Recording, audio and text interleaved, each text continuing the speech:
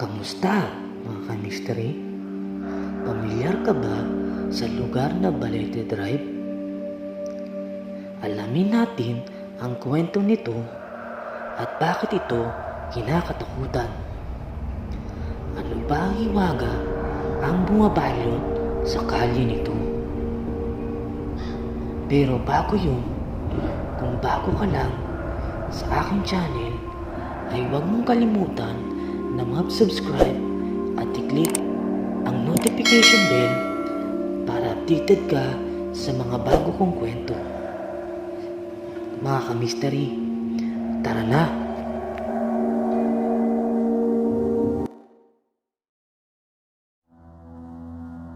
Ang Balete Drive.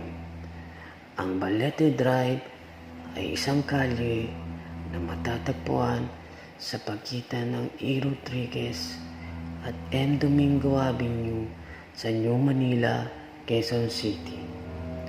Malapit ito sa St. Paul's College at Gilmore's Avenue na mas kilala bilang bilihan ng mga murang parts at accessories ng computer. May haba ito 1.3 kilometers. Pero una sa lahat, mas magandang alamin muna natin kung bakit tinawag na Balete Drive ang kalyeng ito. Tinawag itong Balete Drive dahil ayon sa mga matagal lang residente dito ay may malaking puno ng balete na nakatirik sa gitna ng kalye nung hindi pa inaayos ang kalye na ito.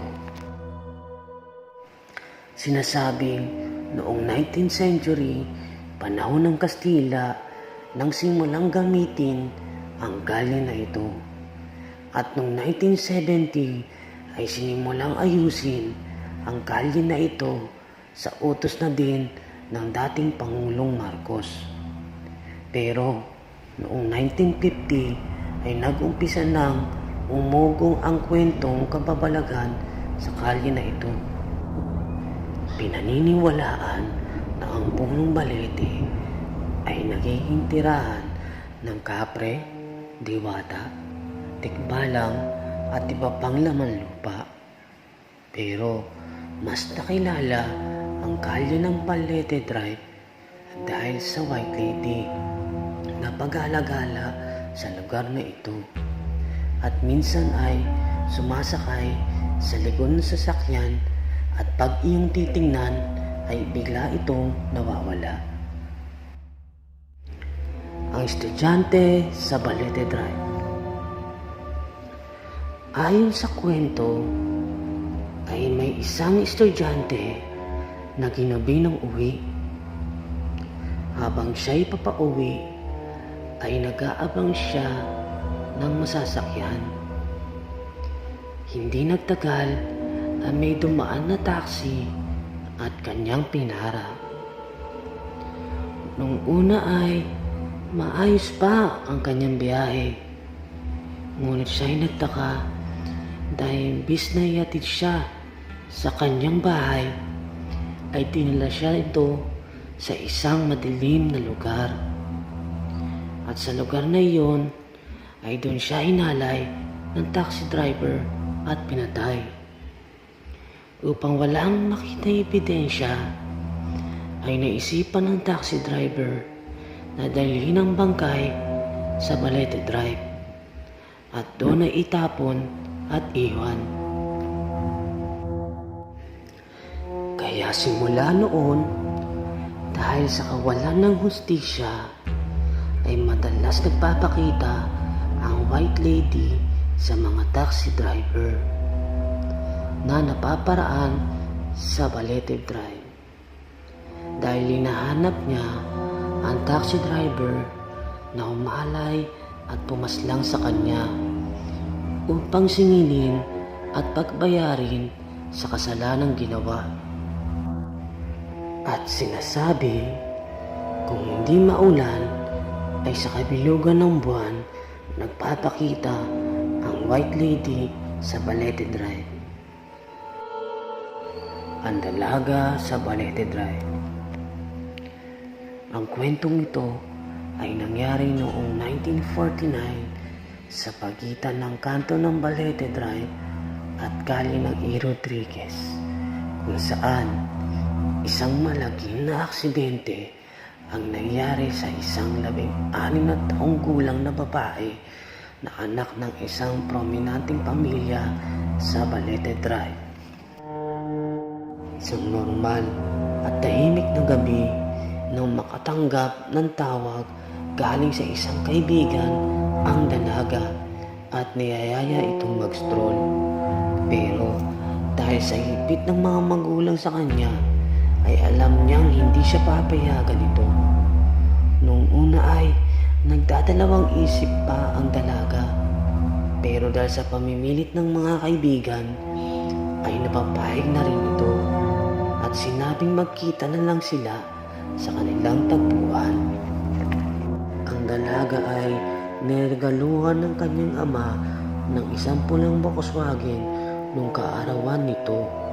Aminado ang dalaga na hindi pa siya bihasa sa pagmamaneho dahil hindi siya pinapayagan ng kanyang ama na dalhin ang sasakyan na malayo sa kanilang lugar. Ngunit sa kagustuhang matuto ay tinakas ng dalaga ang kanyang sasakyan. At habang tinatahak ng dalaga ang kahabaan ng Balete Drive, ay nakaramdam ito ng excitement, kaya hindi niya napigilan ang kanyang sarili na tapakan ng gas ng kanyang sasakyan. At sa pag-aakalang walang ibang sasakyan sa lugar, ay lalong diniinan ng dalaga ang tapak sa gas hanggang sa nakarating siya sa kanto ng Balete Drive at kalye ng E. Rodriguez.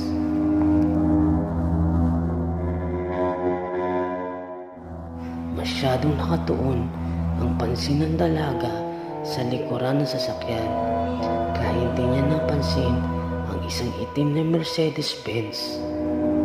Naggulat siya sa pagbusina ng paparating na Mercedes-Benz.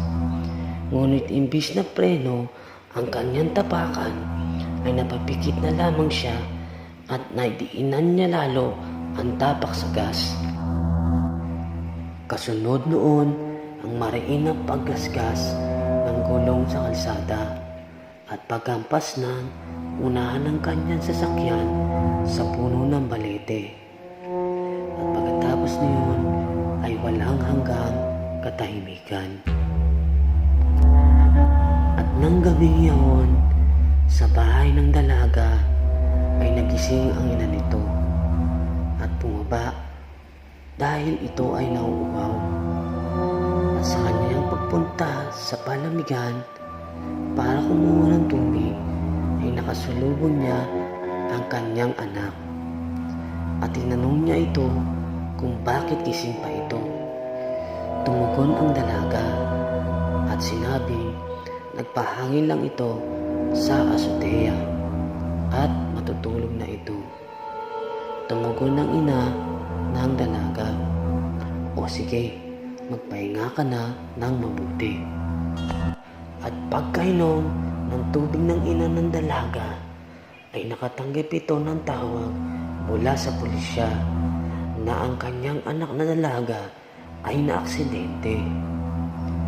Sa pagtataka at tensyon ay napaupo ito nung marinig ang balita. Hindi ito makapaniwala dahil kausap niya pa lang ang kanyang anak. At simula noon ay idinikit na ang kwento ng white lady sa Balete Drive sa aksidenteng yaon.